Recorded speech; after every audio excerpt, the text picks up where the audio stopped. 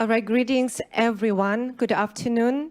Thank you for joining us today at the conference, Freedom Has a Name, and it's called Ukraine.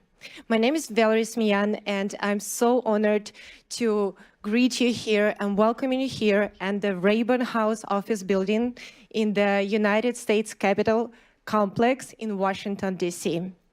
This is actually the place where voices of freedom have echoed for generations, and where today we raise our voices once more for a nation that embodies the very essence of courage and freedom, Ukraine. Today we gather not as Democrats, not as Republicans, not as members of one faith or another, but as people of conscience, united in our conviction that freedom is not negotiable, that sovereignty is sacred, and that the brave people of Ukraine must never stand alone. Over the next 3 hours, you will hear from members of the State Department and members of Ukrainian Parliament, rabbis and military leaders, humanitarians and advocates, all united by one simple truth: Ukraine's fight is a freedom's fight. It is our special honor for us today to acknowledge that veterans of Ukraine's war are present with us today in the room.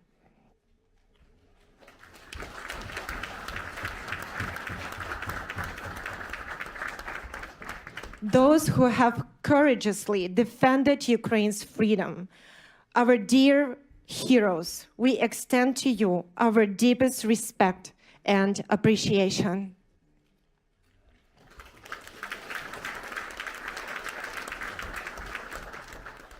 And this conference, Freedom Has a Name, and it's called Ukraine, is made possible through the vision and tireless work of Pastor Mark Burns, a globally recognized spiritual leader, a spiritual advisor to President Donald Trump, and the chairman of Spiritual Diplomats, a global initiative committed to leveraging moral authority and faith-based leadership to address the world's most pressing crisis. Pastor Mark Burns received Ukraine's Order of Merit Third Class from the President of Ukraine, Zelensky, in Sofia Square in Kyiv. Pastor Burns have been unwavering advocate for Ukraine, traveling to Ukraine, meeting with its leaders, and working tirelessly to ensure that America supports Ukraine in its fight for the very values upon which United States of America was founded. Ladies and gentlemen, it is my great honor to welcome Pastor Mark Burns.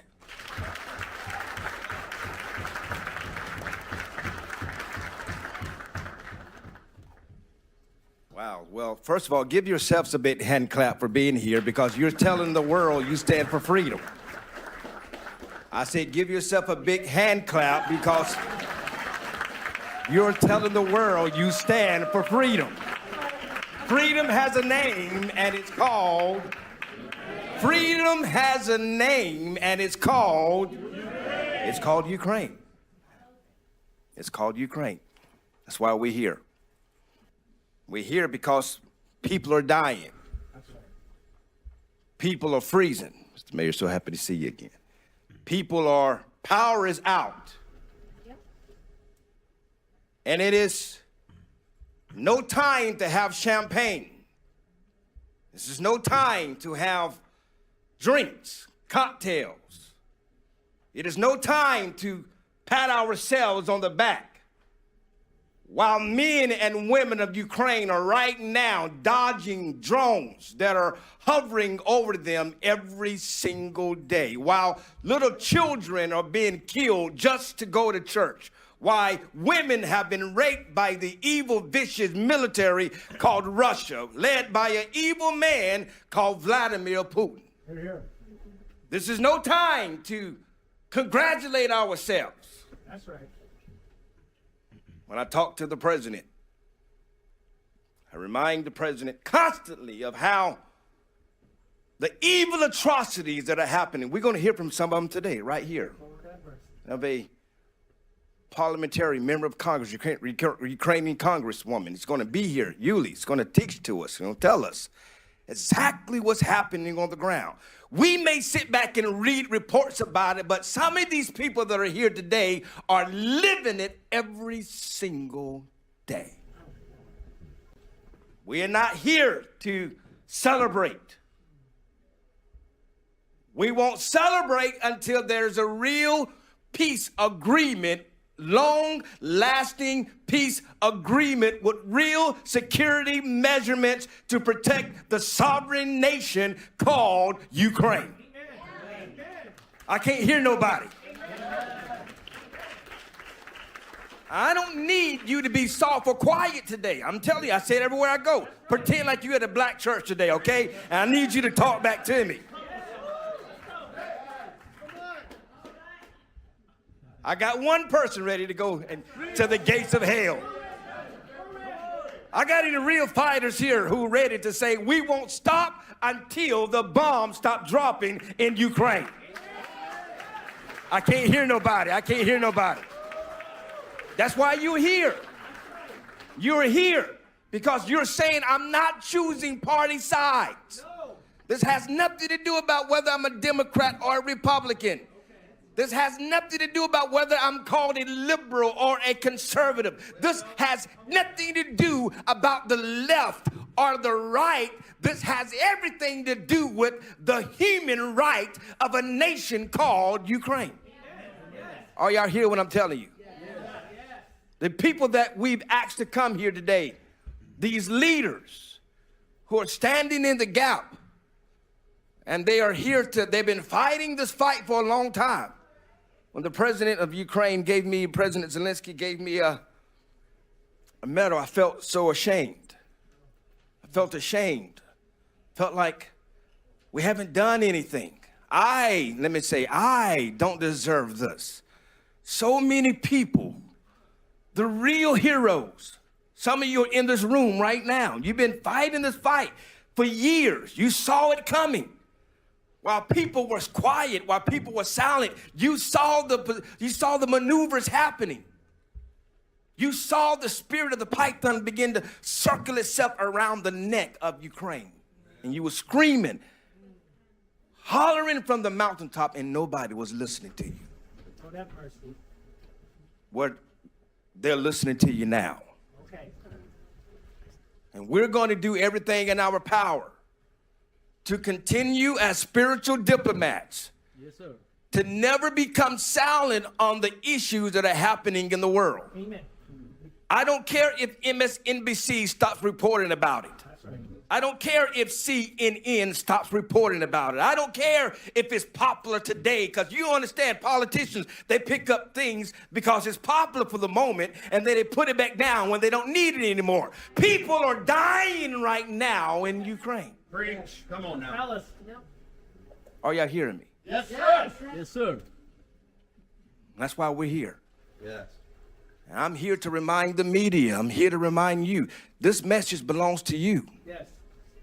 For those of you who are sworn in as spiritual diplomats, and some of you are in this room right now, you're in here because you're sworn in spiritual diplomacy. You know, I tell you, for those who, people ask all over, how do I get a pen? It's not a gift. It's not something we just give to people. It's a commitment. You swear in. You swear in. You take an oath that you are willing to stand for the voiceless. You will use your position of power and influence to speak for those that need an advocate. Yes. That's what you're swearing to. You're not swearing to a party. You're not swearing to allegiance to a person. You're swearing allegiance to an ideal of peace. That I don't care what color you are. I don't care what race you are. I don't care what your religion is. I don't care what your gender is. I don't care what your social status is. Whether you come from an Ivy League school or you got a GED like I did. That's right. Come on. I got God. I built a multi-million-dollar business, though, just so you know. Just for y'all who looking at me kind of sideways. Just so you know. Just so you know, God is faithful. God is good.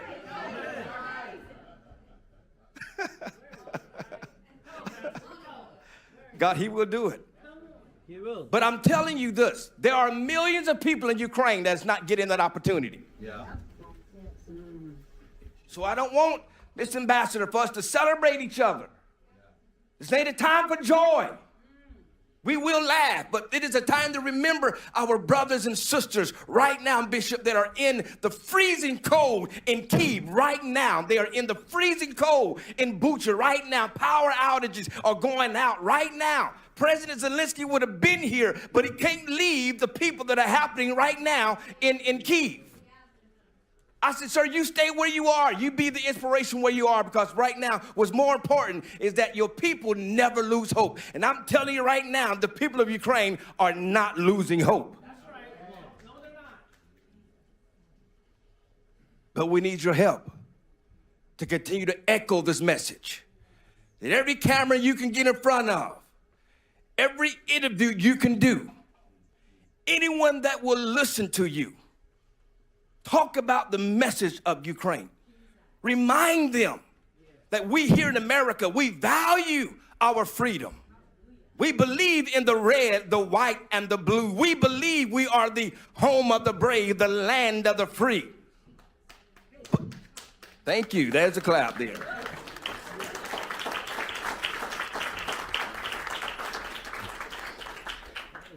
Miss Mi Young, God bless you. All the hard work you're doing for Korea. She's a true spiritual diplomat. Korea is under attack right now, and there's a lot of that's happening right now. The Republic of Korea is happening right now. China, and you do understand that Russia and China are in league together. Yes, they are. Yes, they are. Yes, they are. They're trying to strengthen their influence. They're trying to strengthen their influence. That's why President Trump went after Venezuela. I don't care if you believe it or not or like it or not. He wants to stop China from buying Russian oil, from Venezuela to be selling Russian oil to Russia. The less we stop Russia from buying oil, the more we slow down their war machine. It's that simple. Yes. It frustrates me when I hear people, oh, Trump is just selling people out. Why in the world we just took Maduro out of Venezuela? Why are we going out to Greenland? I don't care about your politics. I'm talking about the facts. I'm not here to promote one man's ideology. I understand that some may disagree how it's happening, but we're trying to stop Russia from planting submarines up there that's continuously funding the battle that's happening in Ukraine. Do you understand this? And if we don't, and if we don't stop Russia, they will continue to attack Ukraine. They will go after Georgia. They will go after Moldova. They will go after NATO. And here we are in World War III. That's what's at stake. That's when I say supporting Ukraine is America first. It is America first.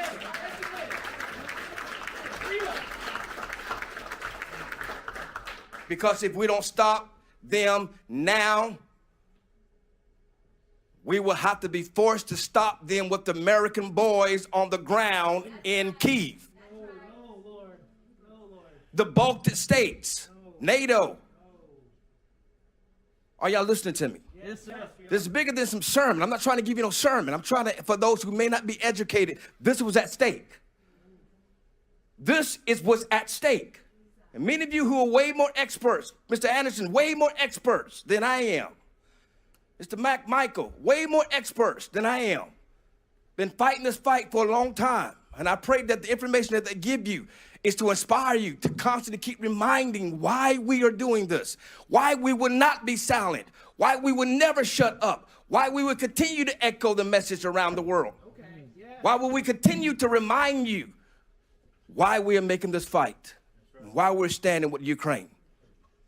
And we're close. The president said to me a couple of days ago, we are very close. Literally said to me, he said, we almost got a deal. We almost got a deal. He said, we almost got a deal. But we're so close. Remind the people, we're very close. We're fighting hard. I don't care what it looks like on the news. Please hear me, my brothers and my sisters. And you are my brothers and my sisters. You are my brothers and my sisters. We may not agree with everything, but that's okay. That's okay. We don't have to agree on everything, but what we can agree on, we stand together. Are you hearing me? That's why spiritual diplomacy is working. Because it's together. It's a together action. It's a together action. You may look different from me. That's why I love all the spiritual diplomacy meetings. We just a bunch of rainbow people that come together. I love it. I love it. Come on, somebody say you love it, you love it, you love it. I love it.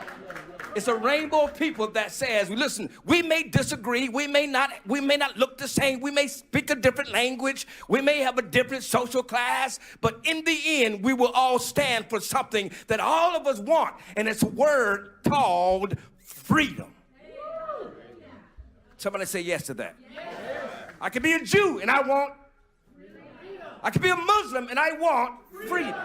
I could be black and I want freedom. I could be white and want freedom. I could be female and desire freedom. I could be from a Christian and desire freedom. Are you hearing me? I could be from Africa and need freedom. It doesn't matter what race I am. It doesn't matter what color I am. It doesn't matter what my political affiliation is. Everybody that's alive on the green earth, we desire freedom. If you believe it, say yes to that. Freedom. Freedom. Yes, freedom. Freedom.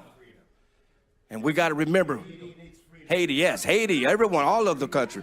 Pakistan, yes. All of it, absolutely. Yes, freedom, that's right. Call it out, hell it out. That's what it was here for. Freedom. China needs freedom. Yes, Iran needs freedom. North Korea needs freedom. That's right. But can't you? It needs freedom.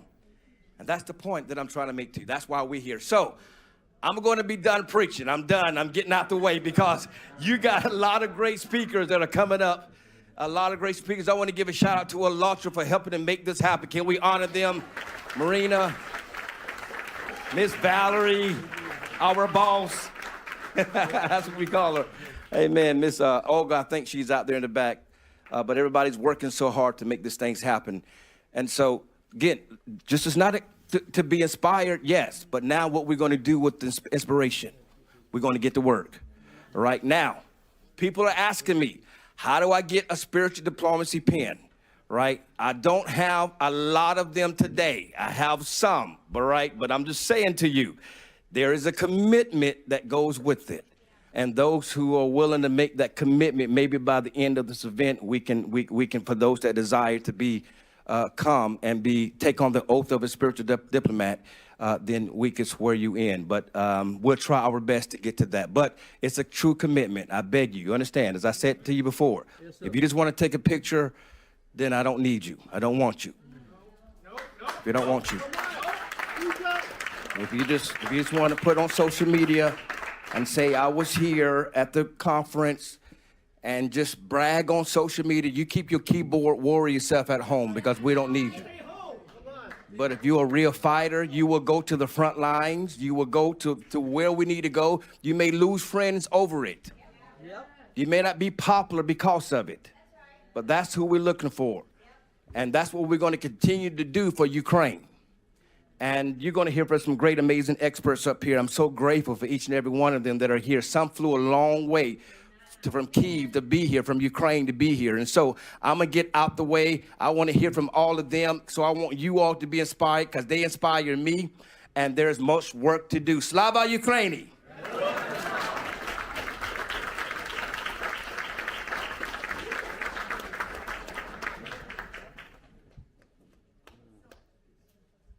So our next speaker brings a voice of ancient wisdom to the modern crisis facing Ukraine. Please help me welcome Rabbi Moshe Reuven Asman, Chief Rabbi of Kyiv and Ukraine.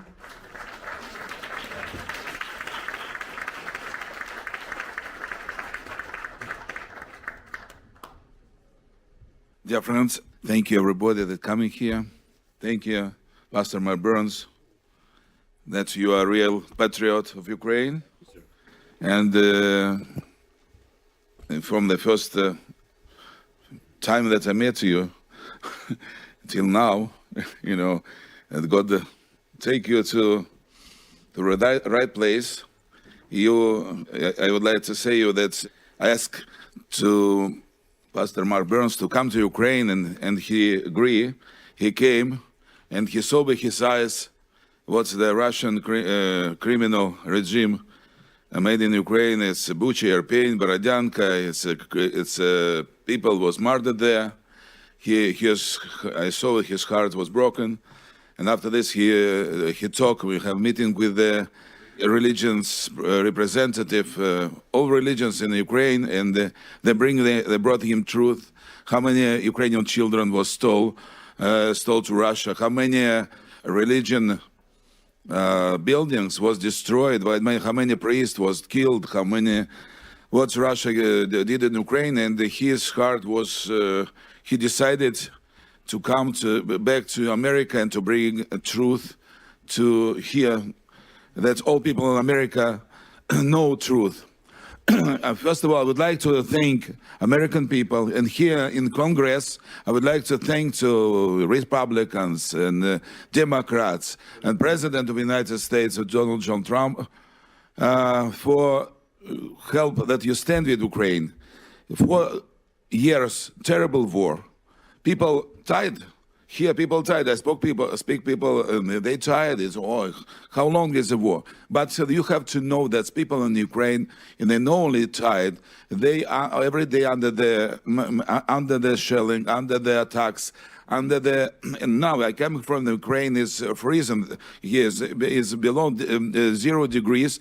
And people in Russia attacked the civil infrastructure, and people sitting in the buildings without heating, without light, without water, without that elevator work. And my volunteers come personally to the 20 floors and floor to bring the old people water, to bring them food, to bring them warm clothes, and to evacuate people. When you see it, you understand immediately what is what is our prayer. I think people here, I was here today, it was prayer breakfast, people here pray, but now it's not enough. We have to pray, but when we see the people in the tragedy, we come them to save them. That's why I thank God that gave me opportunity to be in the right place in the right time. I'm from the first day of the war. I didn't leave Ukraine.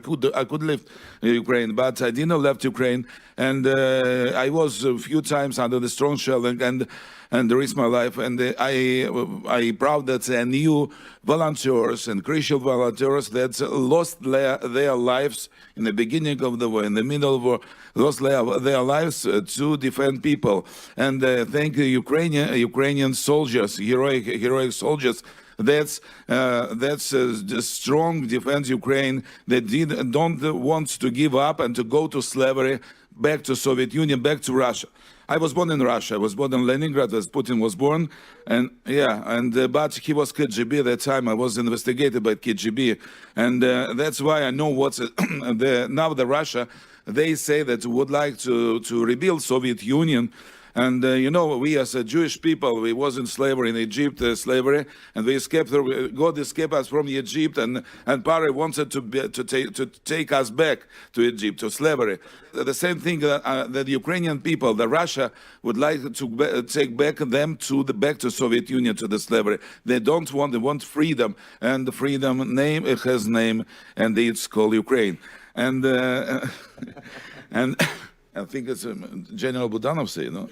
Yes, yeah. General Budanov, now he's in negotiations, in a peace negotiation.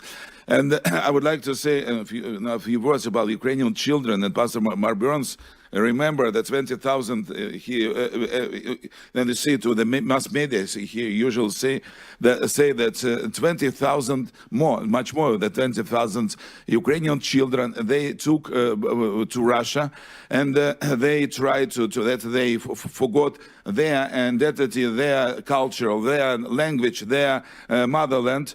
I as a Jewish people, I remember the story that Russia did in 1827. That was the law, Tsar law, to take the Jewish children to the army for 25 years, and they took them from their homes, and they took them to the army, and they did all of the Tsar, the Russian Tsar soldiers, that they will forget their home, their language, their history, their religion, and that's the same thing Russia do now to Ukrainian people. I think that everyone in the world can, he was born free. That's why everyone can choose here who is with a religion, who is what he wants to do, and where he wants to live, and which language to speak. That's why I think that we have to thank God that we together, all good people, will in the right side, and the excess of evil, I call it Iran regime, that's with God help Donald Trump, and America will destroy a regime of Iran, North Korea, Russia, and another countries that kill people, that kill own people, don't allow them to be freedom. Thank you very much to Pastor Mark Burns to invite me. God bless you and all people here that stand with Ukraine. And I would like to, I continue to bring people to Ukraine. I ask people, please come to Ukraine, see by your eyes what's happened there. And I think here I have to be one. I just speak with one young businessman, Jordan Castelman. I asked him and come to Ukraine and just begin to invest to Ukraine, invest just $6 million and wants to bring $1 billion invest into Ukraine and pay Ukraine. I would thank him. And Jordan, come. And today they say, yes, I continue to invest to Ukraine because I believe that Ukraine will be restored, will be a good country, free country. Thank you very much. God bless you. God bless America. God bless Ukraine. Thank you.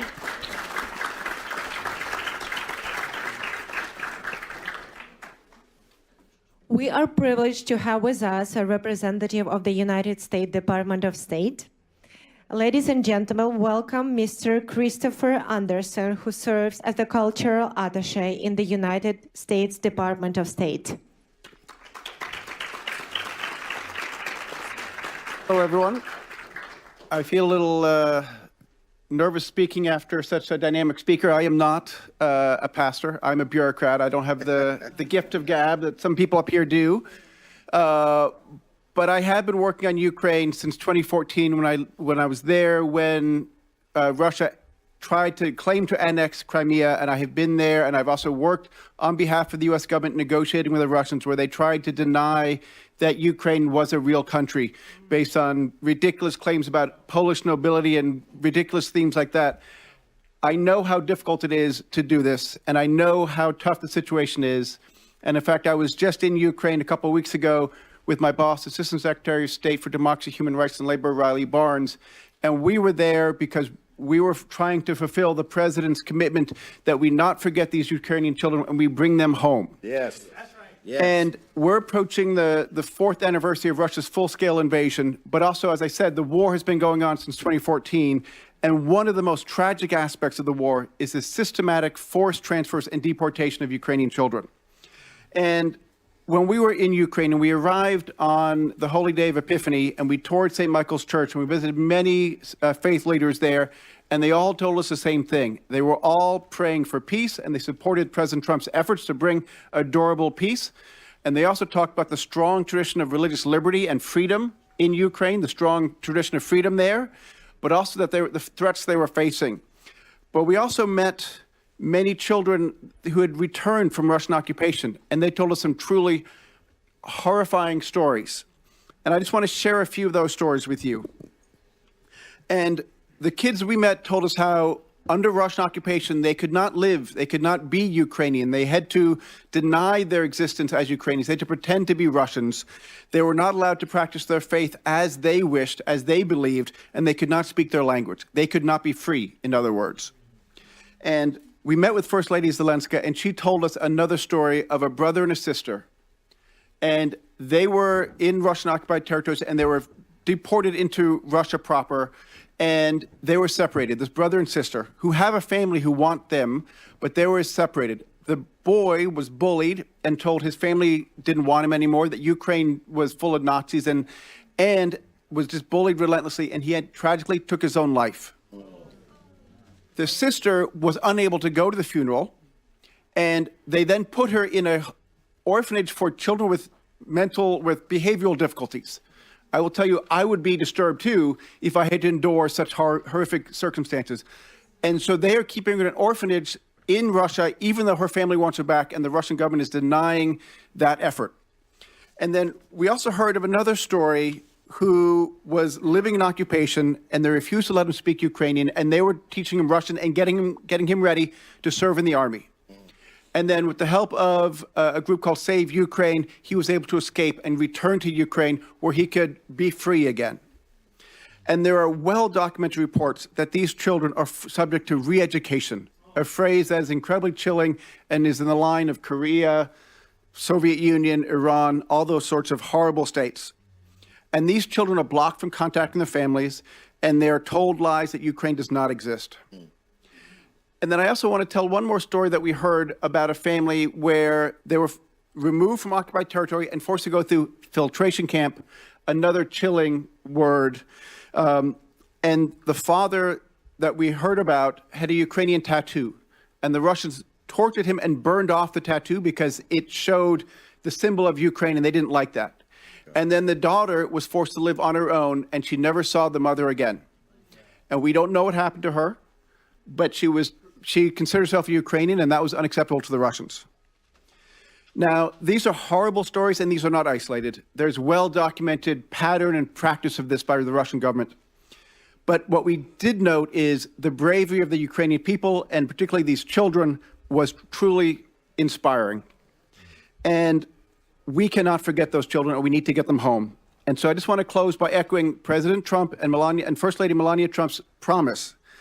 We are dedicated to guaranteeing the safe return of Ukrainian children to their families, and that is unwavering, and we'll do everything we can to bring them home. Thank you.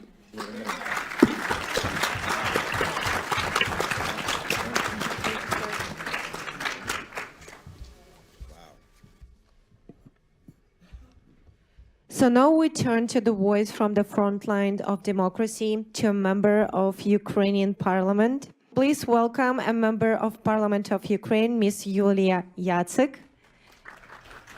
Yulia, будь ласка.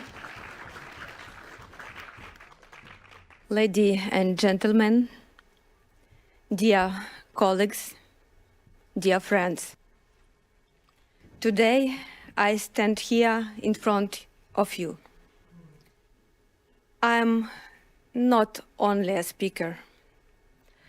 I am a voice of millions Ukrainians.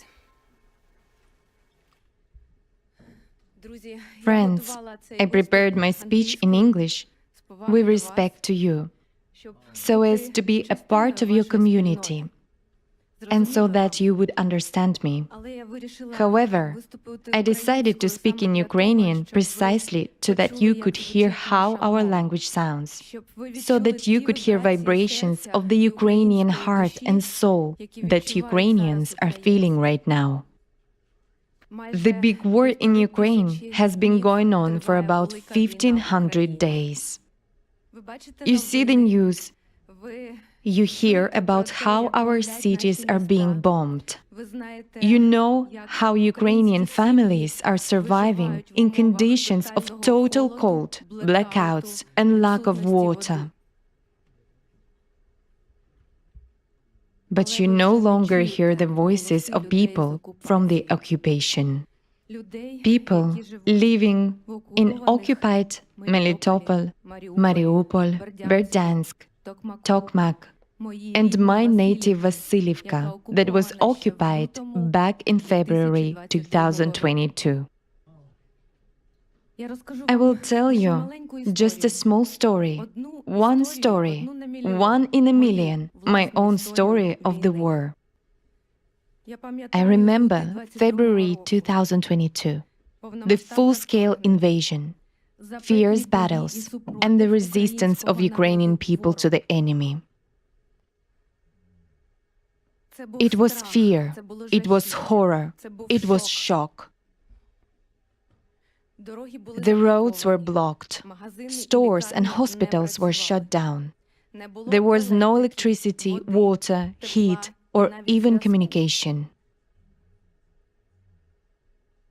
My team, volunteers, military personnel, and clergy helped people from the occupied territories and the combat zone to evacuate. It was a road of life under shelling. To those who stayed, we brought water, food, medical supplies, and power generators. But in 2023, Russian authorities banned entry and exit from the occupied territory. The occupiers forced Ukrainians who remained in their homes to obtain Russian passports. If you didn't get a passport, you would receive neither a pension, nor a job, or a salary. Your children wouldn't go to school, and you wouldn't get into a hospital. The Russian occupation authority created nearly 100 camps and torture centers for Ukrainians in the occupied territories. They shot entire families for having a Ukrainian flag on the balcony. They subjected military families to searches and torture, examined their phones, and ransacked their homes. They took away housing from those who left the occupied territories. They nationalized it. The Russian military used Ukrainian civilians as targets to learn to pilot drones on them and arrange safaris on elderly people. Rape was turned into a weapon not only against women, but also against children and even men. Torment, torture, starvation, electric shocks, broken bones, and even death have become the favorite pastimes of the Russian military. Almost 80% of civilian infrastructure, hospitals, and schools were destroyed and haven't been rebuilt to this day. In schools, they forced children to sing the Russian national anthem and impose a new history, where Ukraine is the enemy and Russia is the liberator.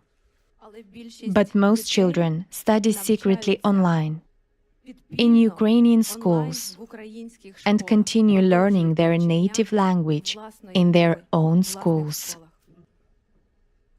Because of the destruction of hospitals, people cannot receive proper medical care and are forced to travel to Melitopol or even Crimea. Therefore, they die on the way, even from minor injuries. Tens of thousands of Ukrainian children were abducted and brought to the territory of the Russian Federation illegally. They were placed in re-education camps. Today, I was asked what freedom is to me. I showed you my own story so that in this single story, 1 in a million, you would see a human life, a traumatized human life. Freedom for me means returning home. It's the opportunity to walk down my own street and open the door of my house. It's the opportunity to bring my parents back to our house. My dad hides his pain by painting pictures.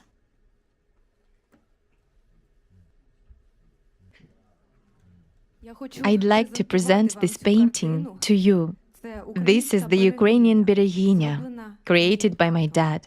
He is 73 years old.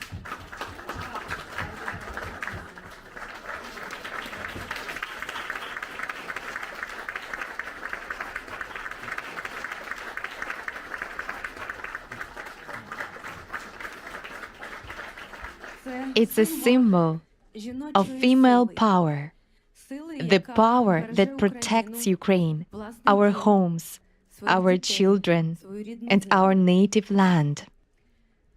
It's about women's love and desire for peace in our country. So, concluding my speech, I understand my time is up. I want to say that it's very important for me to be here and now among you, because Ukraine is fighting for freedom and those very democratic values that are cultivated by the United States of America and all European countries. For freedom, for truth, for life. This is our common struggle. After all, God acts through the hands of ordinary people. Because peace is not a dream. It's a very difficult, definitely not an easy path, step by step, hand in hand, with prayer in our hearts, together. Together, our voices are strong. In God, we trust. Amen.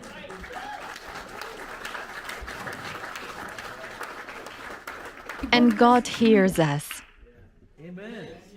God bless you. Thank you. Thank you.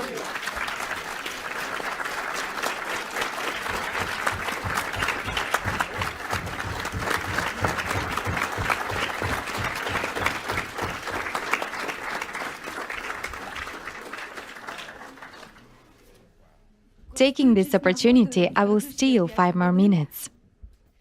I'd like to convey gratitude from the Ukrainian Parliament, from the Verkhovna Rada of Ukraine, to Pastor Mark Burns for his sincere Ukrainian soul and big Ukrainian heart.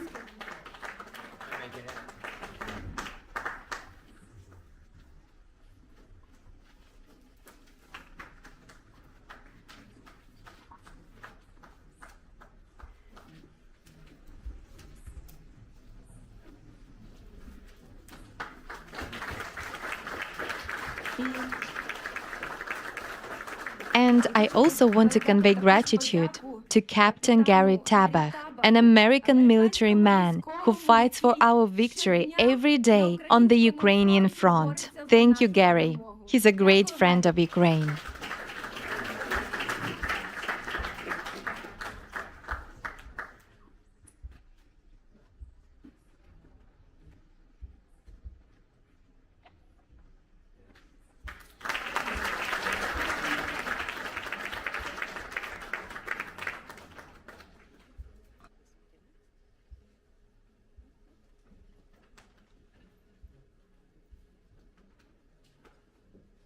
Thank you very much, Yulia. And next, I'm proud to introduce Captain Gary Tabach, a retired United States Navy captain who has dedicated his life to service, honor, and the defense of freedom.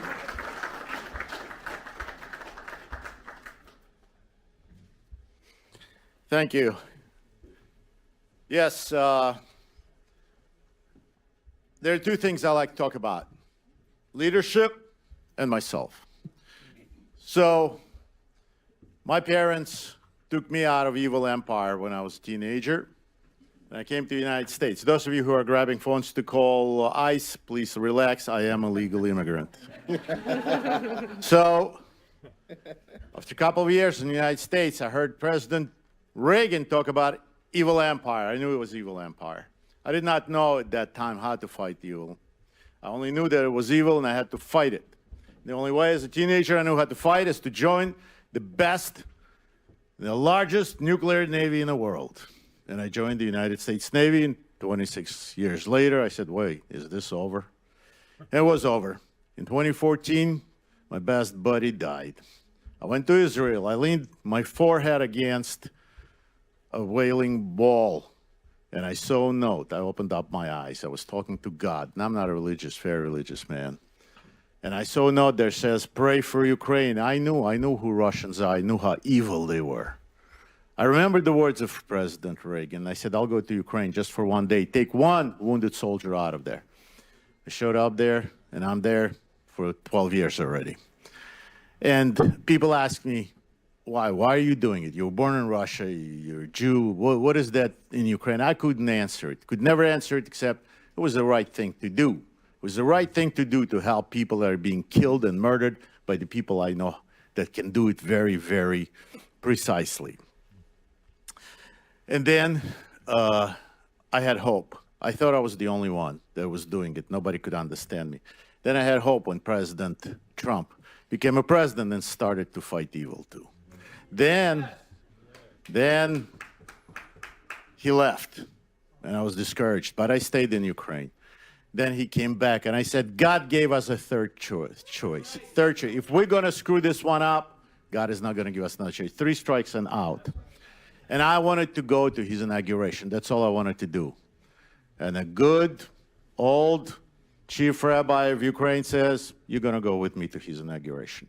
And I went to his inauguration. It was a great thing that ever happened in my life. Then he took me to the Pierce School, where the people were giving speeches, you know, peace, love, peace, you know, and everybody was sitting there, you know. But the crowd was kind of like yours, all kinds of people from all over the world. And then this black man gets up and he delivers a speech. And everybody wakes up and the whole room is going. And I said, that's leadership. That is leadership. When the whole crowd is crying, laughing at the same time, and he's leading them anywhere he wants to. That's leadership. And I wanted to shake this man's hand. And I wanted to give him my challenge coin. But the crowd was so big, they were crowding him all over the place.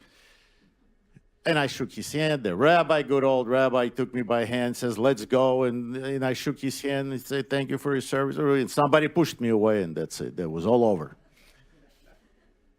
Then one day, one night, the rabbi calls me and says, come to Anatevka. I'm like, oy vey, I got to go to Anatevka. It's cold. It's curfew. We're going to pray. We're going to do tefillin. We're going to do all this, eat kosher food and all. So I showed up. The rabbi said I should show up. In a cold room, it's sirens, it's bombings. And in the morning, I wake up, it's cold, and I see these 2 little ladies in the hallway, American ladies. And they go, good morning, yeah. What they're doing here in the middle of this war and doing this. And always they hear, Captain! And I turn around, and here he is, standing there with their arms. He says, Captain, it's good to see you. He remembered me.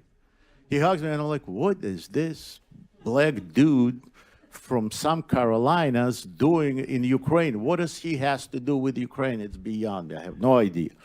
Then we go to places of atrocities. He goes, and this is before cameras. This is before Ukrainians start giving him medals, and there were cameras. It's just us, right? Right, April? She was a witness there. Veronica, right? It was you. You girls were there, ladies. You were there, and freezing because I kept thinking they have no insulation on them, and it's cold. And I see this leadership there. He's talking to old babushkas, to the kids, to everyone. There is no show. It's sincere. It's deep. And this is where I get my answer, because I ask him, what the hell are you doing here? What do you have to do with Ukraine? That is because we're fighting evil. Because my people were victims of evil. His people were victims of evil.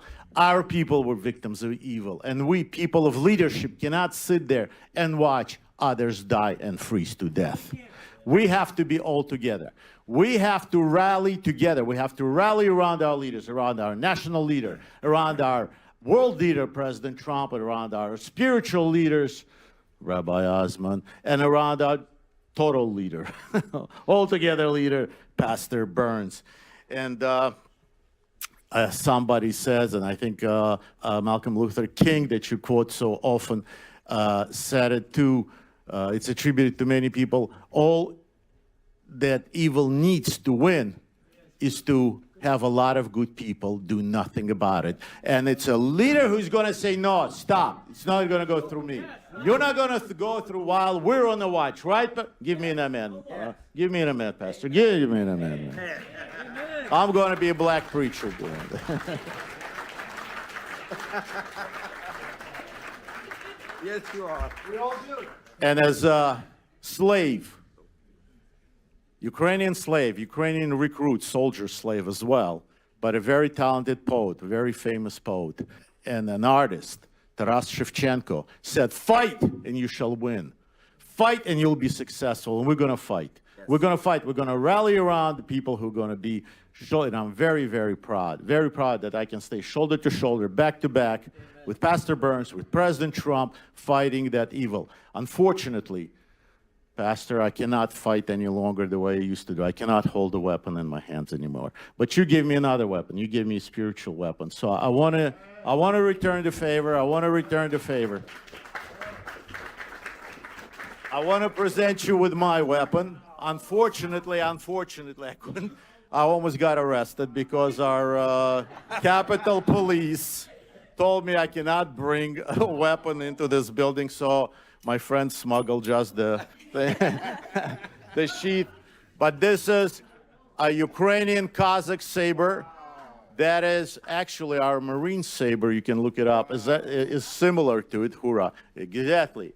And when I'm going to salute the good pastor, and I'm going to present that with him, I want you all give me a hoorah. Okay.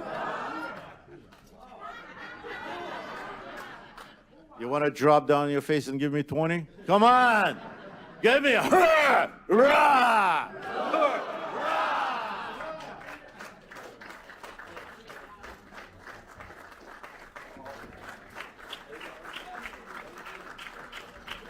Your prayers. I want you to pray for Brother Gary here because he's been considered for the next U.S. ambassador to Ukraine. So let's keep him in prayer. Amen. Let's keep him in prayer. Give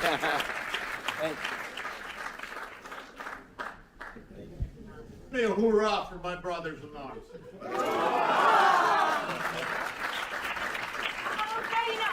Героям слава!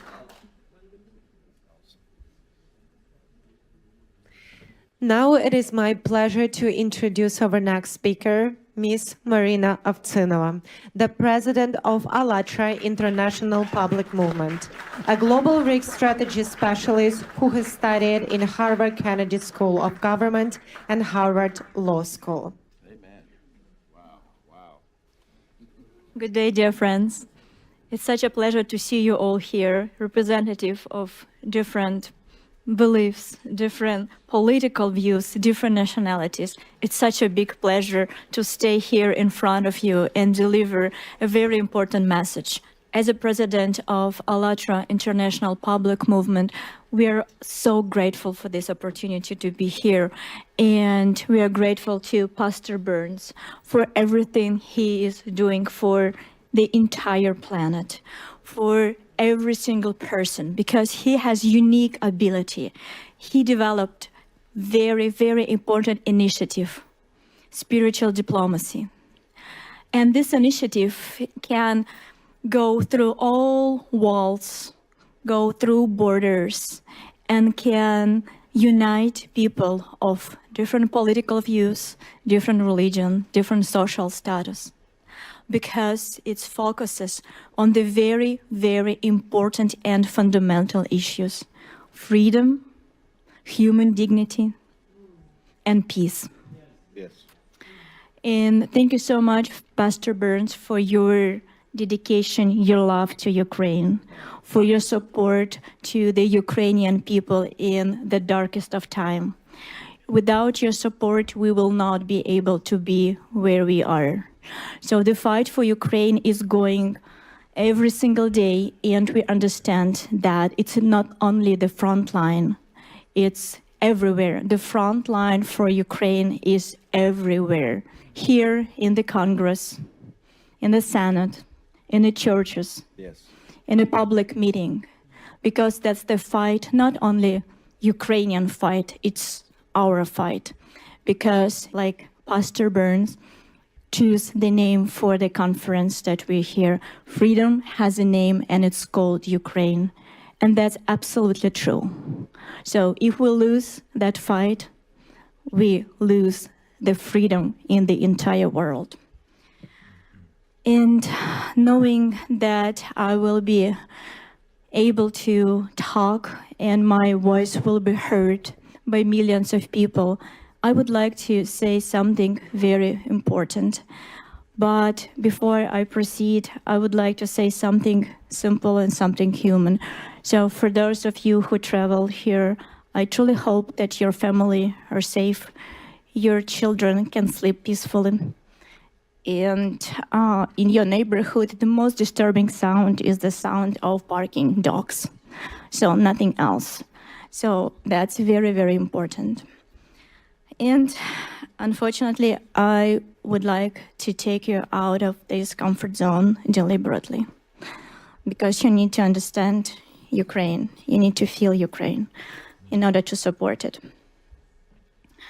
So after the Russian missile strike on the night of 18th on the Ukrainian city of Chernobyl, rescue workers pulled a woman from the rubble of the residential home. And as they were pulling her out, she was tearfully, desperately pleading with the rescue workers. And you will never guess what she was asking them. When they tried to help her, through pain and tears,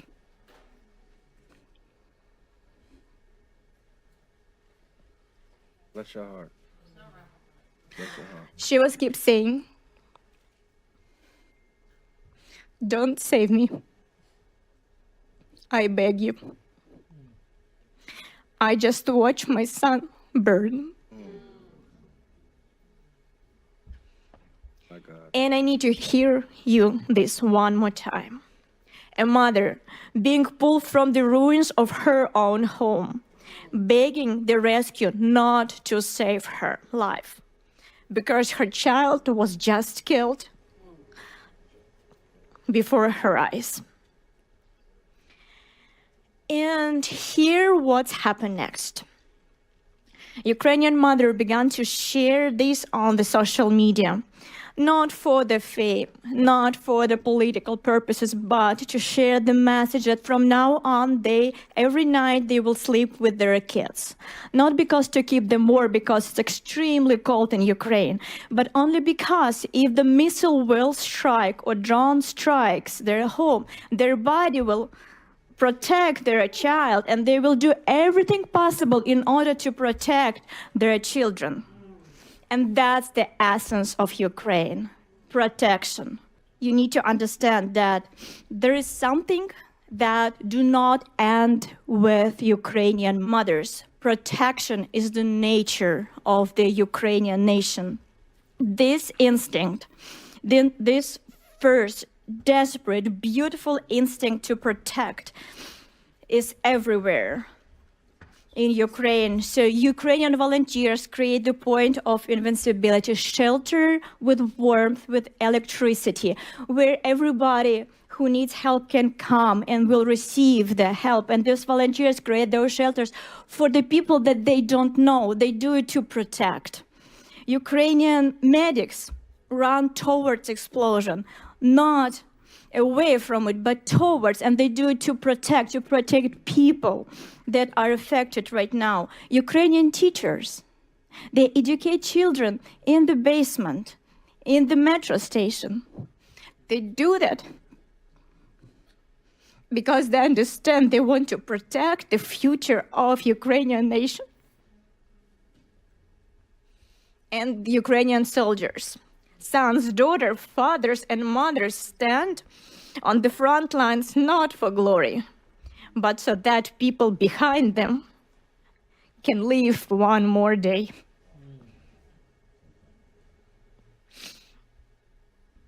And they do that to protect.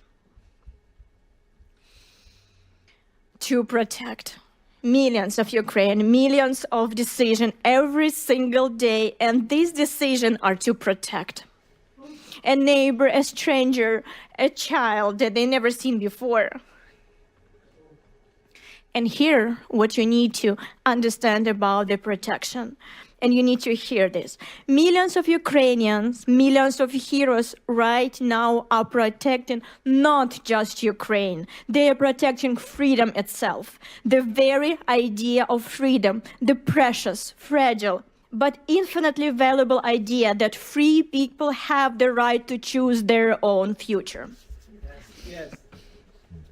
And behind the tragedies and the pain of all Ukrainians stands not merely a terrorist state, Russia. Behind it stands a specific individual, a war criminal who has fancied himself a god, Vladimir Putin.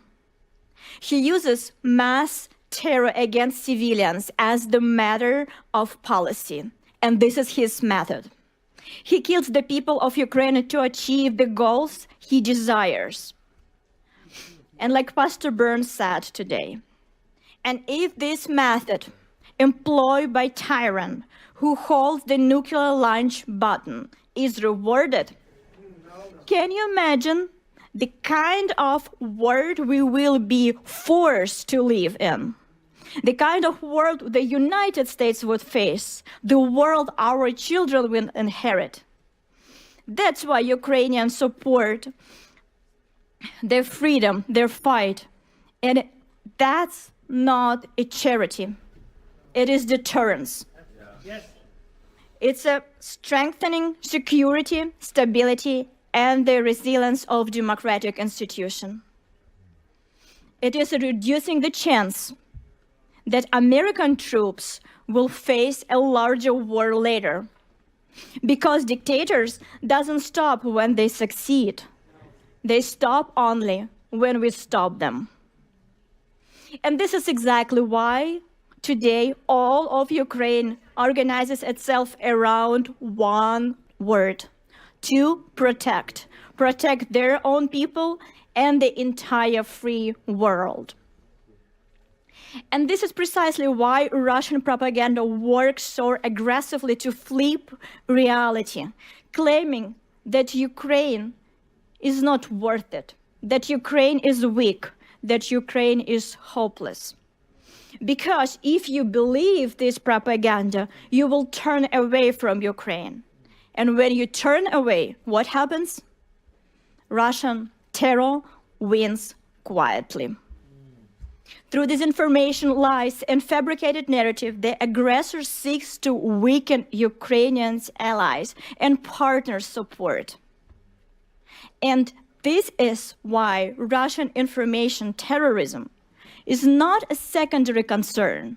It is another frontier of this hybrid war. Russia wages war not only with missiles, it wages war with lies.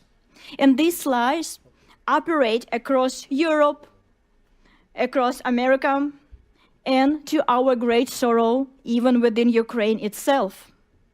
And I know that not from hearsay. Our organization, ALLATRA, has been helping Ukraine since 2014. Our Ukrainian volunteers serve on the front lines, work in evacuation center, volunteer on humanitarian mission. They do this quietly, without advertisement, without banners, but they're there because they need to save Ukrainian people, their people. And here in the United States, ALLATRA do everything possible to help Ukraine, interacting with Congress, Senate, State Department, and of course, our scientific and human rights work is supported around the world too.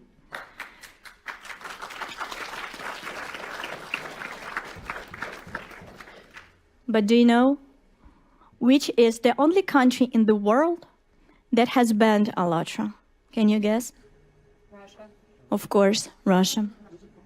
The only country where our volunteers systematically persecuted, tortured, thrown into prison. Russia.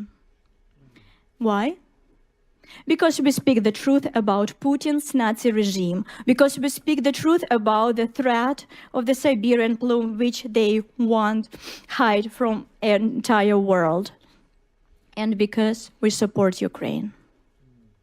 And this about that. The Kremlin considers us such a big threat that it launched full-scale persecution against us.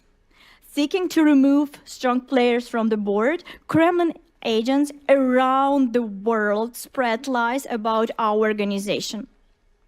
They call us pro-Russian sect. Absurd?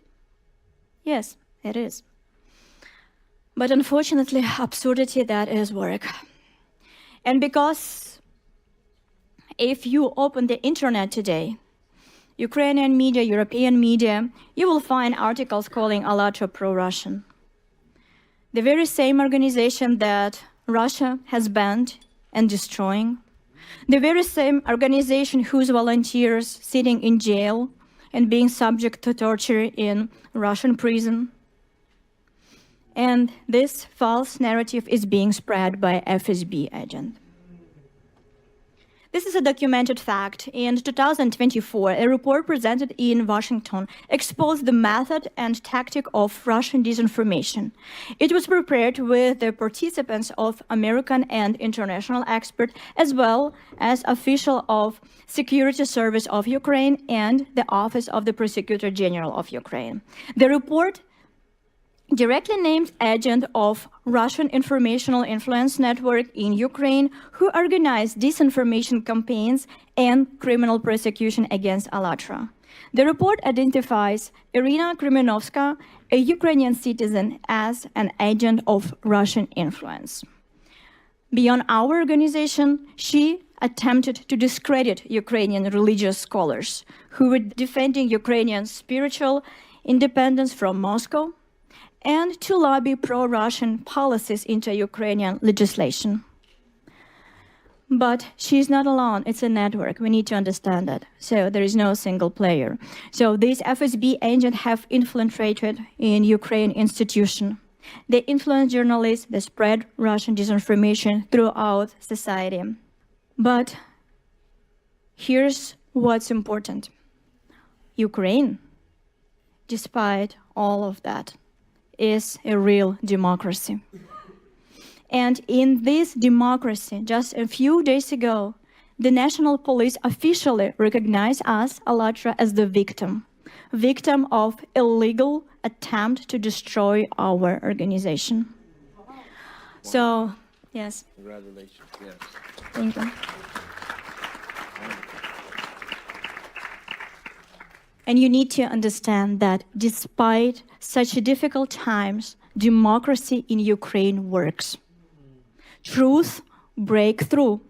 But agents of Russian influence have not stopped. They operate not only in Ukraine, but in Europe, and unfortunately here in the United States as well.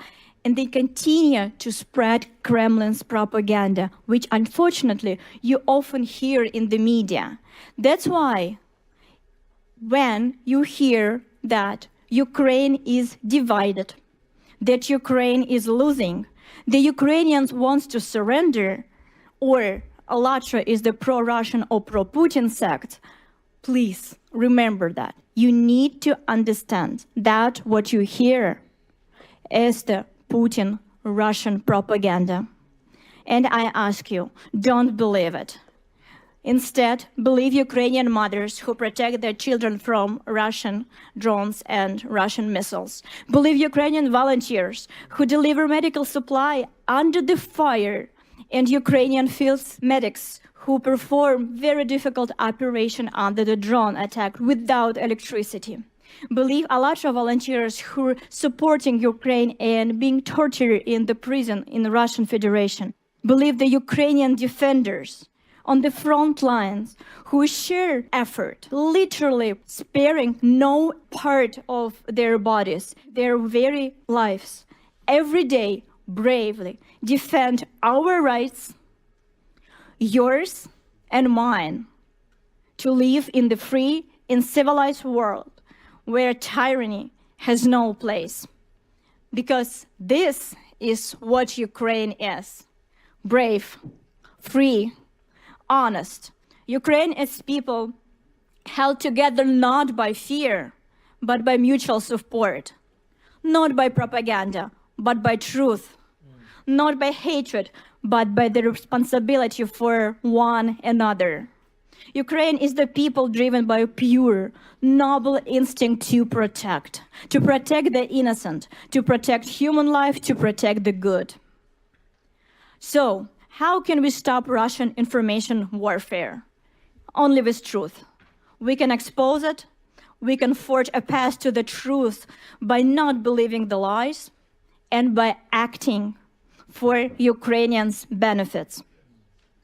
And we, ALLATRA, have been doing that since 2014. We do this under fire, under torture, under slander, and we will continue to do this. And we will do it around the world, here in the United States, in Europe, and in any country we go. We will fight for Ukraine's future, defend her rights, her choice, and her freedom. And here I want to return to the man who does this every day, who does so much for Ukraine and who made this very event possible. Pastor Burns, we remember your words when you came back from Ukraine and you spoke honestly and openly that before you went to Ukraine, you were thinking as the Russian propaganda gave you the information. But after you went there and you saw it with your eyes, you changed your mind. And from this point, you will never believe the propaganda that Russian authorities spread. Here also. And the very important moment that people around the world support your initiative. And they support you because you are the one who not talks, but who acts. One small step that you made is far greater than millions of hours of empty talks. And I know that Pastor Burns is a very modest person. And I would like to share something that he would never share by himself.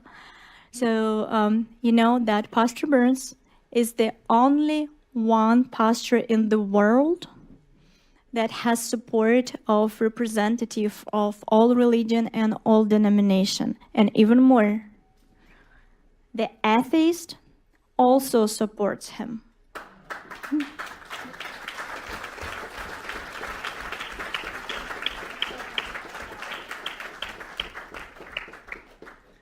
People believe in Pastor Burns because of his action, because he is doing more than he is saying. And this is very important. And every time when he starts the Spiritual Diplomacy Conference, he said, if you're here for a picture, I don't need you. That's right. And this is very, very important. So that's why people follow Pastor Burns. And like he said today, it's the action. It's not only having the pin here. So we need to act.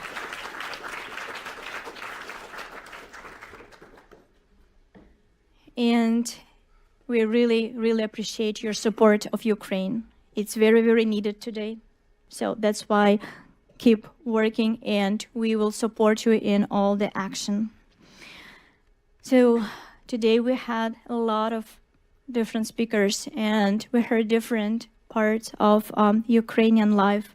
And I was really touched by Pani Yulia, representative of Ukrainian parliament. And I truly, truly believe that the sound of Ukrainian voice that you heard today, you bring home. So you will remember this melody, the melody of the spirit of freedom, dignity, and the protection. Unfortunately, right now, in order to protect their freedom and freedom of the entire world right now, Ukrainian nation paying very, very high price. They pay with the life of their children, the families, the future of the families. we need to understand that they're paying this price not for themselves, but for us, for the international order that provides your children with safety. We need to understand and remember that when Ukraine stands firm, the idea stands firm that power does not give the right to destroy your neighbor. When Ukraine holds, the principle holds that a human being matters more than the imperial ambition of one tyrant.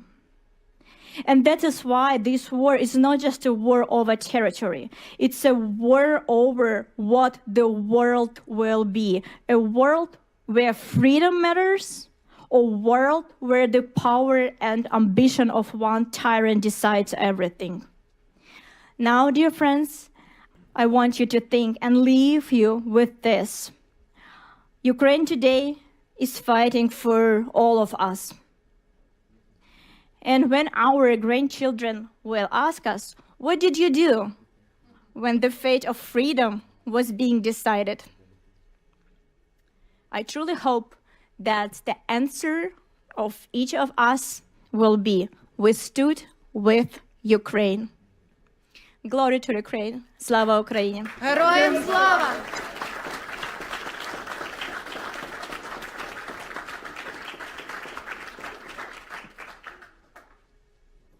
Now we are asked to join us for a minute of silence to honor those who gave their lives in Ukraine for a free future for all of us. Please, 1 minute of silence.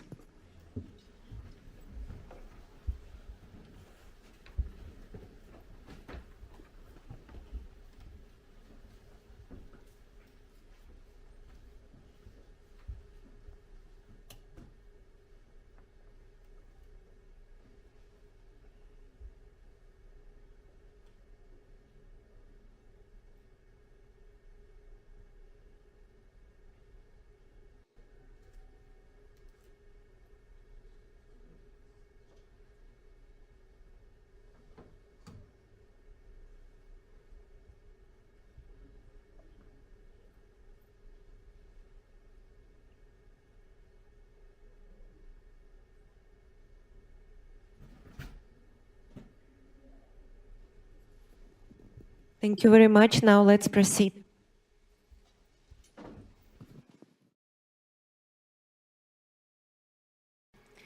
Help me to welcome our next speaker, Mr. Pavlo Frolov, a member of the Parliament of Ukraine, where he has advocated for the protection of Ukrainian refugee rights, ensuring that displaced Ukrainians receive the support and legal protection they need and deserve.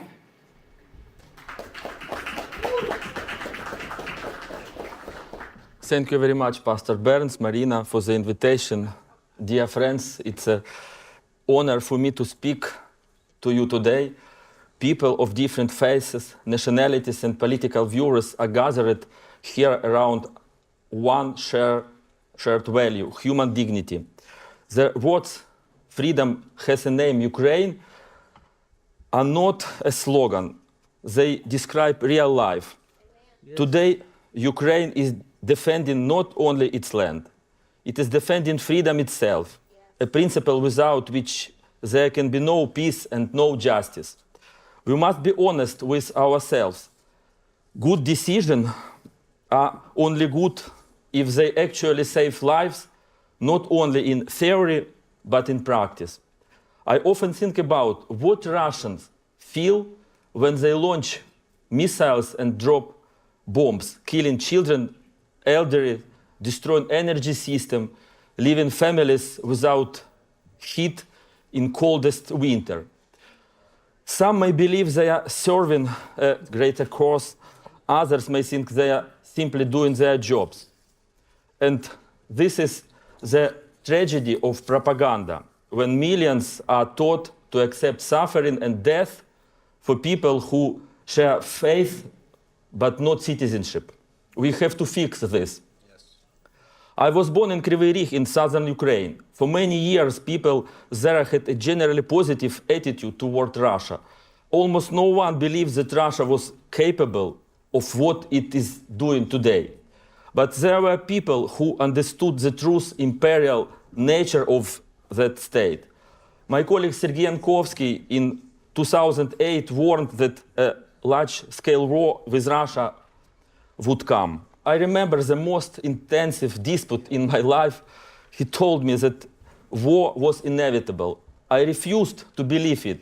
Sadly, he was right, and in just 2 weeks, we are about to enter the 5th year of this full-scale war. Spiritual diplomacy speaks to conscience, where traditional diplomacy focuses mainly on interests.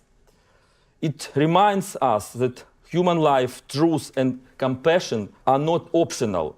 They are the moral foundation of any policy. Faith leaders and moral voices help humanize the reality of this war. They move our focus away from numbers back to people. In the case of Ukraine, spiritual diplomacy strengthens solidarity with civilians and the oppressed. And most importantly, it does not allow the world to become used to evil. Years of war have brought enormous destruction to Ukraine. According to a joint assessment by the World Bank, European Commission, United Nations, and the government of Ukraine, the cost of recovery and reconstruction reached $524 billion by the end of 2024. It is 1.75 times higher than the total value of frozen Russian assets in the West. It is also equal to 11 annual pre-war budgets of Ukraine. And I want to stress this clearly. This figure includes only material damage. It does not include the damage to human life, health, and dignity. In the Ukrainian parliament, I serve as the head of the Commission on the Right of Internally Displaced Persons, that is IDPs, and other war victims. My colleagues and I work with those who need help the most. This includes 4.5 million IDPs inside Ukraine, 6.9 million refugees abroad, about 6 million Ukrainians living under occupation. More than 6 million Ukrainians have lost their homes fully or partially. To understand the scale, this is roughly the population of US state, Maryland or Missouri, or entire population of Bulgaria. The world has not seen such destruction since the Second World War. At the same time, much has already been done. Ukraine has become the first country in the world to launch an international compensation mechanism for war victims before the war has even ended. Within the framework of the Council of Europe, the International Register of Damage for Ukraine has already been created. The Compensation Commission has also been launched and is expected to start reviewing victims' claims next year.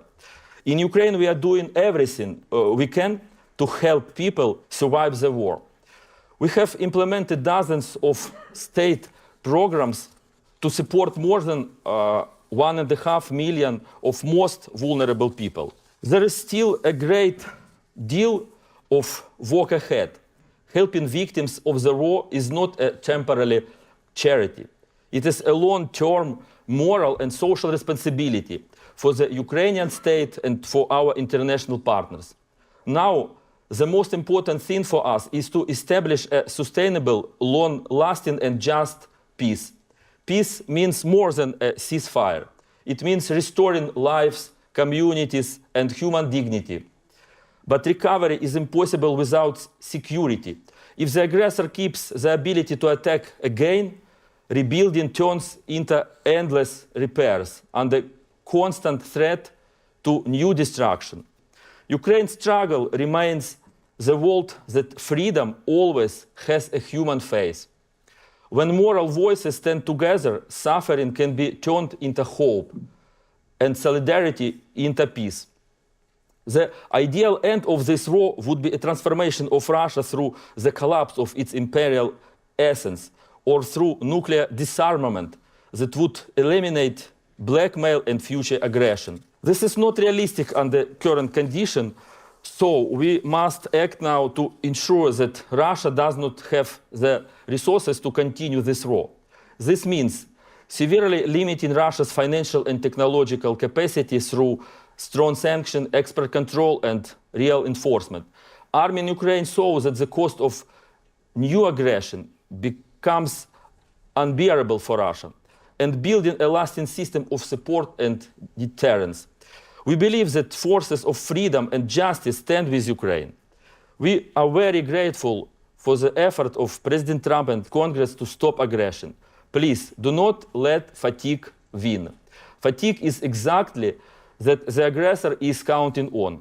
Our shared resilience is the path to a just peace. Slava Ukraini. And Mr. Pastor Burns, I want to invite also you to Ukraine, to the parliament, and Marina. Thank you very much. Thank you very much.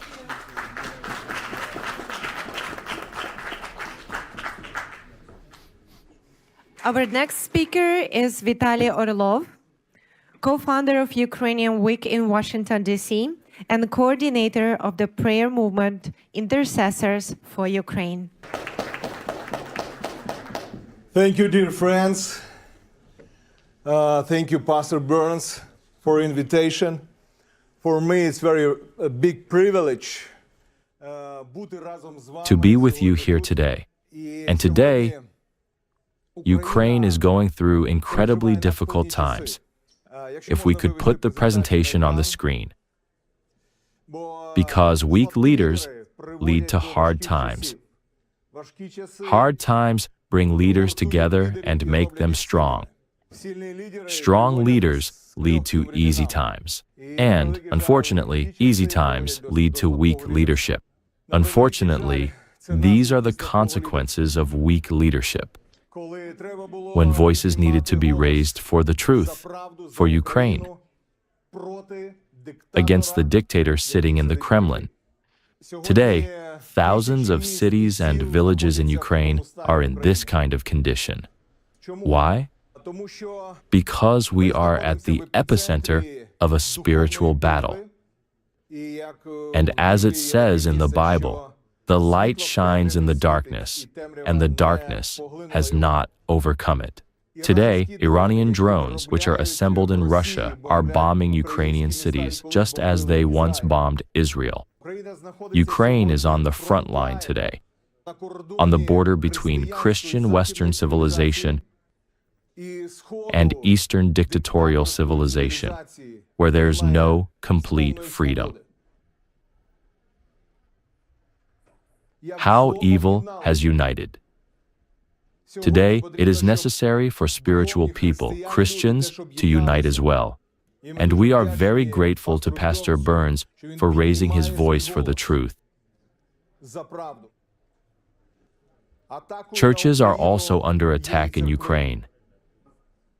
Russia has destroyed or severely damaged more than 700 churches in Ukraine. In the Ukrainian territories occupied by Russia, they are seizing church buildings. On the left side is a Baptist church in the city of Melitopol, which the Russian army seized and turned into a military museum. And there are hundreds of churches like this. Wherever Russia comes, they raise communist idols and monuments again. They cut down crosses and put their flags in their place. Over these 4 years, the Russian military has killed 70 Ukrainian pastors and priests. This is my friend Yuri, a pastor who came to his church in Kupiansk for morning prayer. As soon as the prayer service ended and the people left, he stayed behind. Then an aerial bomb hit the house of prayer right into the church and killed Pastor Yuri. This is a spiritual battle. So today, we need to raise the voice of spiritual diplomacy in order to clearly understand that what Putin and the Kremlin bring is death and the destruction of Christian shrines. Today, Russia is investing $2.4 billion in the United States in its propaganda to spread lies about the situation in Ukraine. We often hear that there's no freedom for churches in Ukraine, among other lies. This photo shows the central street of Kiev, where 500,000 Christians gathered to praise God. Ukraine has the largest prayer breakfast movement in Europe, second only to the United States. Last year, Pastor Burns prayed together with President Zelensky at the National Prayer Breakfast. Today, Bible readings and prayers take place regularly in 90 government offices. This is a spiritual battle, and for spiritual victory, we need to raise the voice of prayer and the voice of spiritual diplomacy. And today, we have presented each of you with my book, Great God in the Terrible War in Ukraine. It's specifically about the spiritual causes of this horrible war. In conclusion, let me say that last year, Verkhovna Rada of Ukraine voted to establish a national day of prayer at the legislative level. On February 24th, we will pray together for Ukraine as a whole country, everyone together, from the president to the children. And today, I would like to officially invite Pastor Mark Burns to come to Ukraine on this very day.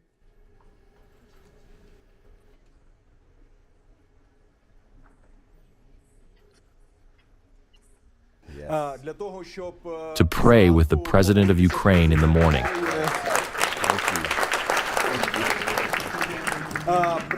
To participate in a solemn prayer gathering in the Ukrainian parliament, and to be with Ukrainian people on this difficult day. Why is it difficult? Because on that day, the full-scale war and invasion began. Pastor Burns, thank you sincerely for what you are doing for Ukraine, and we invite you again and again to visit Ukraine for special events. Amen. Welcome. Welcome, brother. Thank you. Thank you. Slava Ukraine. Now I would like to invite Mr. Artem Saulyak, an interpreter from Ukraine, and Petro Voloshenko to the podium.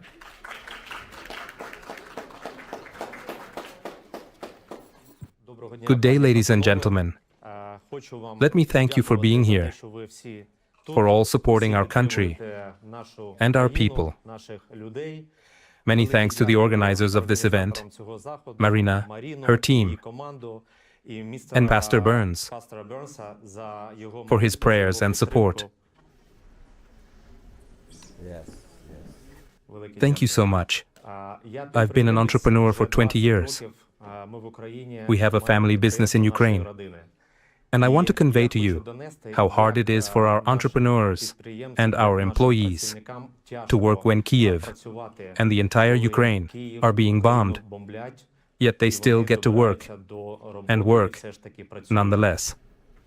I'm here to thank all of you for such support, for everything you are doing, especially Pastor Burns. This is very important because our nation, our people, feel this deeply. This is incredibly important. Pastor Burns, we would like to present a gift to you from our people, from Ukraine. This gift was made at our factory by our craftsmen in our family business. This is a unique ergonomic chair. So when you sit in this chair, you will remember about our Ukraine, about our people and our employees who go to work every day and are working right now, while Ukraine and Kiev are being bombed.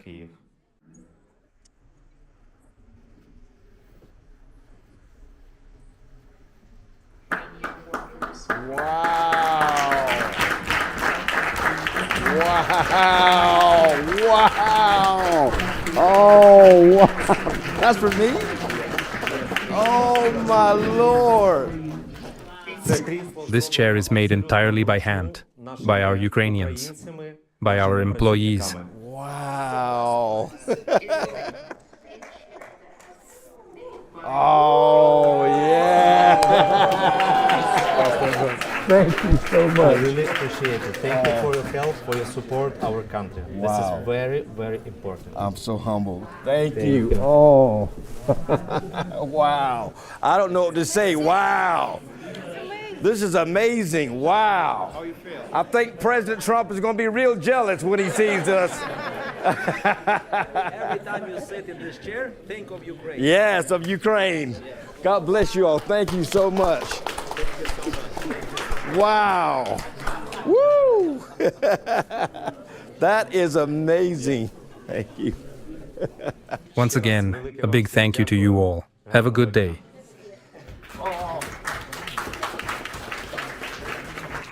Good afternoon. First of all, I'd like to thank Pastor Burns for his tremendous work. I know of no other pastor in the world who has fought so hard for Ukraine and its freedom.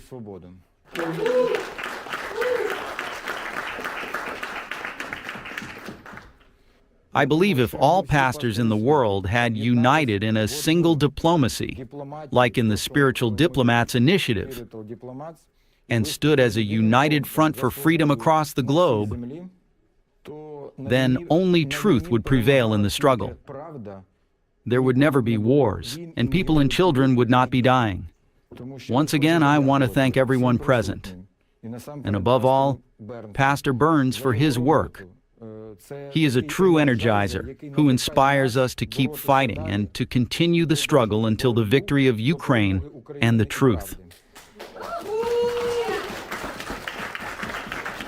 God bless you. Thank you. Our next speaker is Mykola Kuleba. Actually, among the greatest crimes, of Russia's war against Ukraine has been as you've heard already today, was the abduction of Ukrainian children. Turned from their families, taken to Russia and subject to forced adoption and re-education. And this is the crime against humanity, a crime against innocence itself. And our next speaker has dedicated himself to bringing these children home. Welcome, Mr. Mykola Kuleba, who is CEO and co-founder of Save Ukraine, an organization working tirelessly to locate, recover, and reunite abducted Ukrainian children with their families.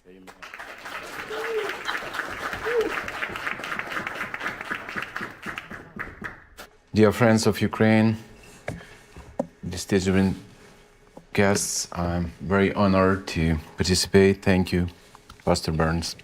And if you can show a video first, I'll be so grateful, and then I'll speak. The Russians stole my child's childhood. I didn't see my son for 2 years and 7 months. Over 19,000 Ukrainian children have been abducted and taken to Russia, and over 1 million remain trapped in Russian-controlled territories. Russia's strategy to erase Ukraine as a nation is to wage war on our children. That's why they are tearing families apart, featuring younger children in catalogs before they disappear into orphanages or Russian families, while older youth are turned into Russian soldiers and sent to the front lines to fight against their own people. Those who were rescued testify that even in kindergarten, Russians train children for war to fight against Ukraine and NATO. We will fight for every child who remains under occupation or has been taken to the Russian Federation. Every rescue mission requires careful planning and coordination. Save Ukraine's team stays in constant contact with families, from the very first call to the long-awaited reunion with their families. We do whatever it takes to bring them home, no matter the danger.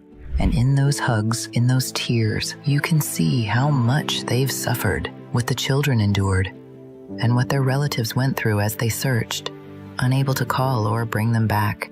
Thanks to our partners' support, we built the Underground Railroad and rescued 1,135 children. Our mission is to bring them home, reunite them with their families, help them heal from their trauma. our work is far from over. Thank you for helping our family reunite. After 3.5 long years apart, I finally got to see my child again. And finally, we are together again. Thank you, friends.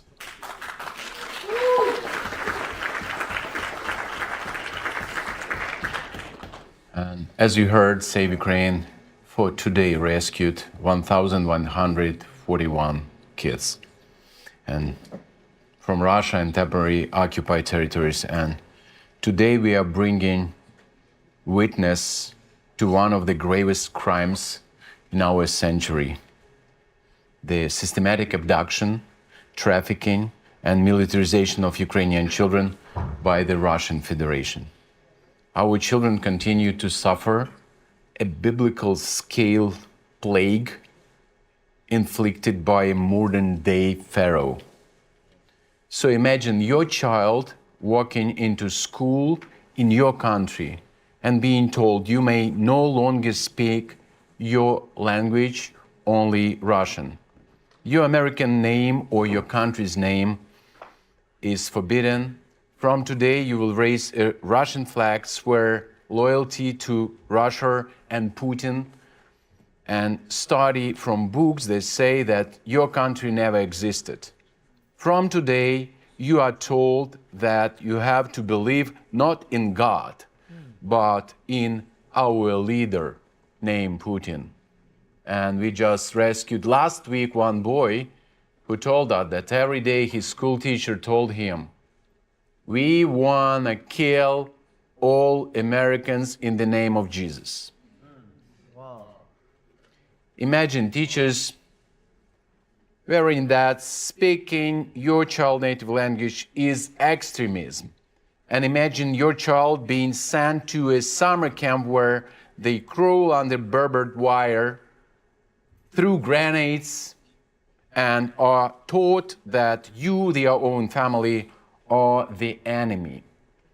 At least 20,000 children have been abducted by Russia. They have been militarized or deported to Russia and trafficked into Russian families. The Russians have made it very difficult to track our children. They are stripped of their names, birthday, language, faith, and families. This is a deliberate strategy to erase their identities and Ukraine's future. More than 1.6 million Ukrainian children are now imprisoned behind Russian new Iron Curtain that has descended across Ukraine, and they indoctrinated to believe that the USA and NATO countries are the true enemies which they have to fight now and forever. Save Ukraine is providing a full spectrum of services to children in need, from organizing dozens of dangerous rescue missions inside Russia and occupied territories, across thousands of miles through the Underground Railroad. It continues with the holistic medical, mental, and trauma recovery and safe and safer integration of children and families into local Ukrainian communities. Save Ukraine has documented testimonies of each of the 1,141 children we have rescued. It is clear that Russia's efforts are designed to hurt and destroy entire families. Punishment for resistance is severe and deliberate, intended to instill fear. They describe streets filled with Russian soldiers, armored vehicles at every corner, and parents terrified to let their children go outside because the military presence is everywhere. 15-year-old Sasha told us how one day Russian soldiers grabbed him off the street, put him in a truck, and forced him to dig trenches every day. Girls constantly report harassment and intimidation by Russian soldiers. Homes are raided at any hour of the day or night.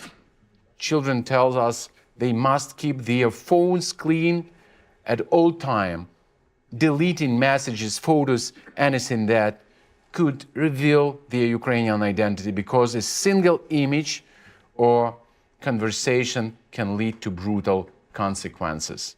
I just talked with one boy who'd been rescued from Lugansk under 11 years of occupation, and he told he was really afraid to go outside his house. It is 11 years of life in constant fear.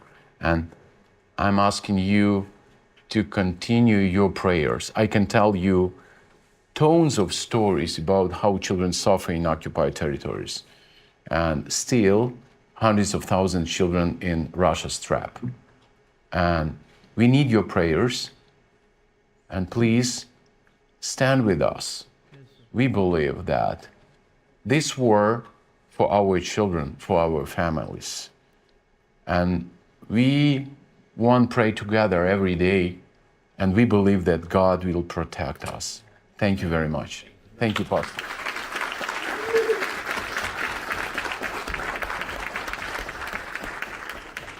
Thank you very much. Our next speaker is Detective Kedrick Shrieppner. Please welcome to the podium.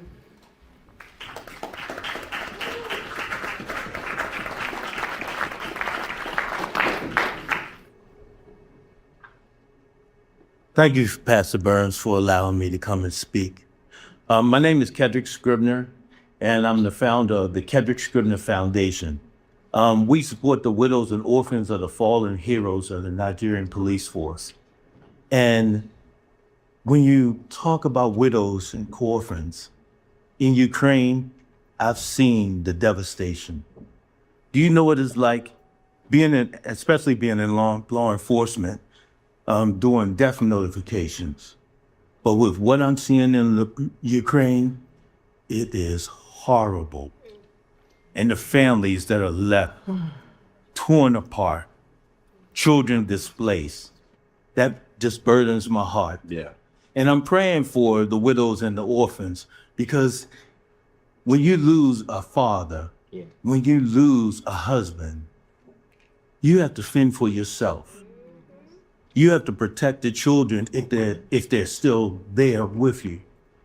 And it's just a horrible thing. So I pray with all of the Ukrainians. I pray with the widows and orphans. And I just pray that you pray with me as I pray with them.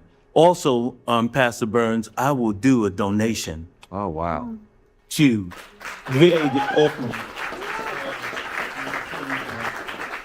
So thank you so much for this opportunity. God bless you all, and please pray for the widows and orphans of Ukraine. Amen.